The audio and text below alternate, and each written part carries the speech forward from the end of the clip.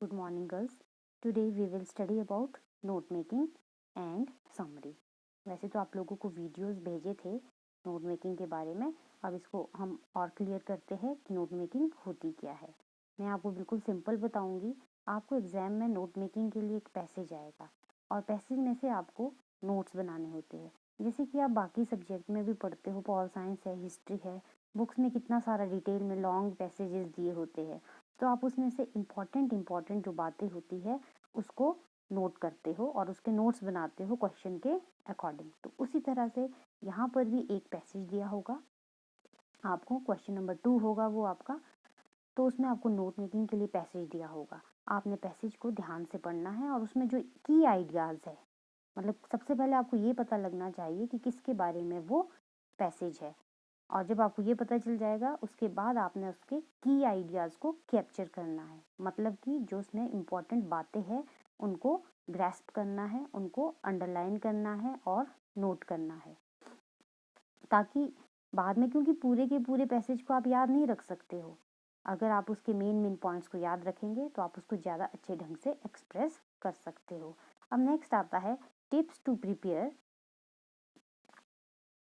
For note making and summary. कि कौन कौन से टिप्स है नोट मेकिंग और समरी की बनाते वक्त आपको क्या क्या टिप्स याद में रखने हैं। तो सबसे पहले आप जब भी नोट मेकिंग स्टार्ट करेंगे, सबसे ऊपर आपको एक अप्रोप्रिएट टाइटल देना है, जो कि आपको पैसेज को समझकर ही पता चलेगा कि क्या है। उसके बाद आपने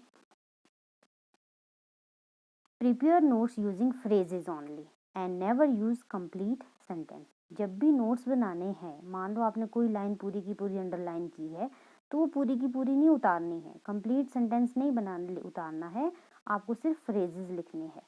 ये मैं आपको भी एग्जाम्पल बताऊंगी कि किस तरह से करना है, तो आपको और ज़्यादा क्लियर हो जाएगा।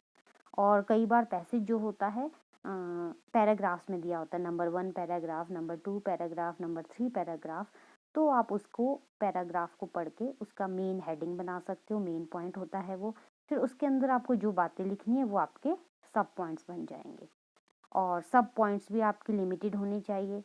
मेन पॉइंट अगर नंबर 1 हेडिंग आपने दी है, उसकी 5 से ज़्यादा आप सब पॉइंट्स नहीं बना सकते हो, 5 ही आपको बनाने हैं।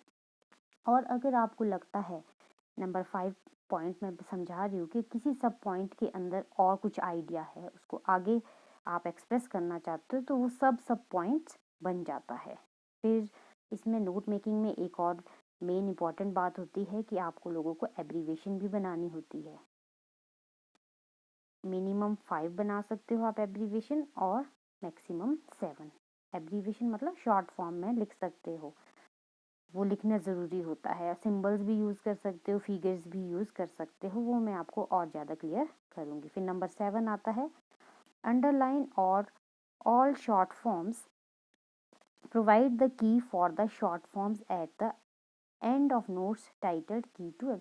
जब आप एब्रीवेशन बना दोगे तो एब्रीवेशन को एंड में आपको उसको इलेबोरेट करके बताना होता है कि आपने कौन कौन सी एब्रीवेशन यूज़ की है। ये मैं नंबर 7 आपको समझा रही हूँ।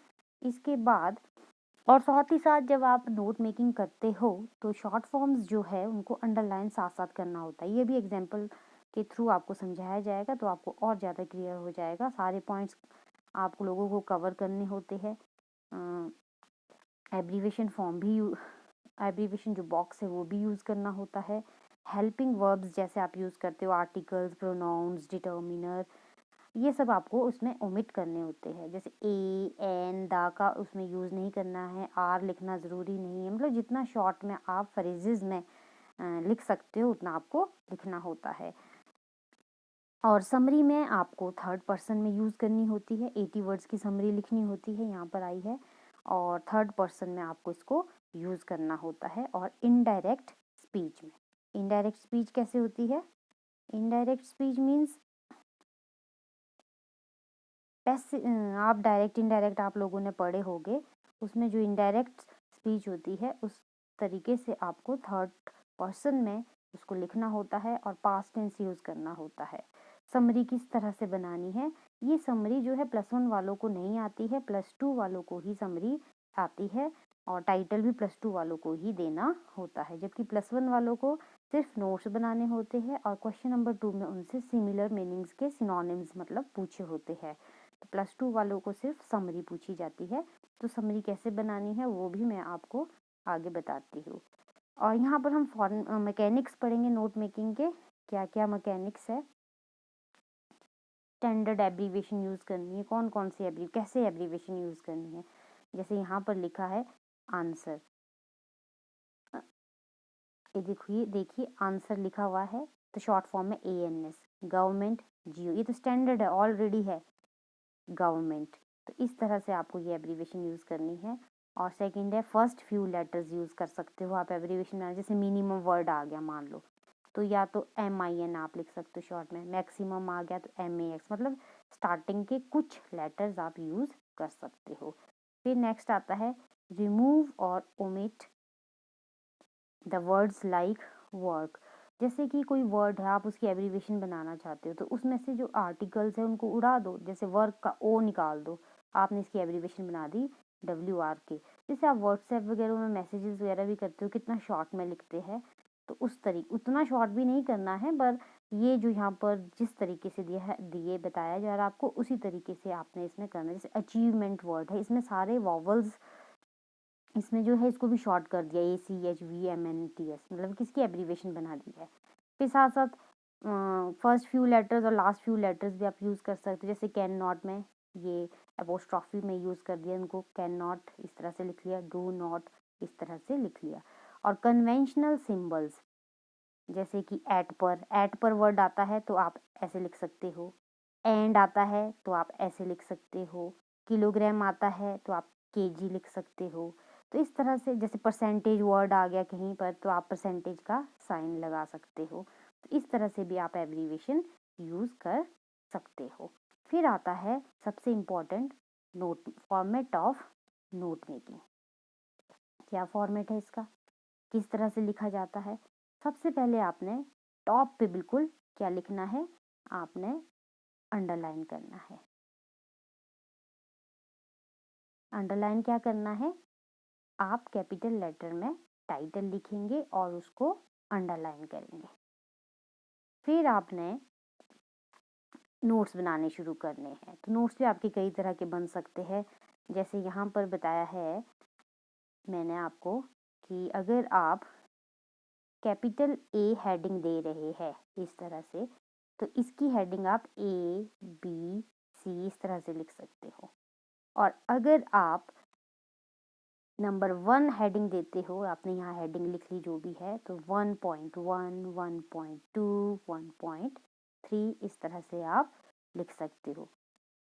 उसी तरह से नंबर 2 यूज़ कर सकते हो, 2.1, 2.2 इसके पॉइंट होंगे, 2.3 हो गए। अगर B यूज़ करते हो तो ABC हो जाएगा। तो इस तरीके से आपने यूज़ करना है।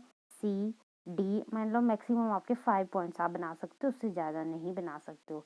हाँ, एक मेन बात और है, यहाँ देखिए, अगर आपका जैसे ये 3rd पॉइंट है, इसके पॉइंट आपने बना दिए 3.1, मान लो 3.1 का भी आगे पॉइंट है तो उसको यहाँ पर लिख के 3.1.1 आ जाएगा, 3.1.2 फिर 3.2 आ जाएगा, अगला इसका जो ऑर्डर होगा। इस तरह से आप इसको यूज़ कर सकते हो। अगर आप ABC दे रहे हो, मान लो C है, C का आपने दिया A का अगर पॉइंट है, जैसे B का अगर पॉइंट है तो B का आप बना देंगे ये वाला 1, इस तरह से 2, आगे इस तरह से आप लिख सकते हो। तो ये है। और लास्ट में आपने की टू एब्रीविएशन लिखना है कि क्या वर्ड है और क्या एब्रीविएशन आप यूज़ करते हैं। इसका भी एक एग्जाम्पल है जिसको कि हम नेक्स्ट वीडियो में करेंगे। Thank you.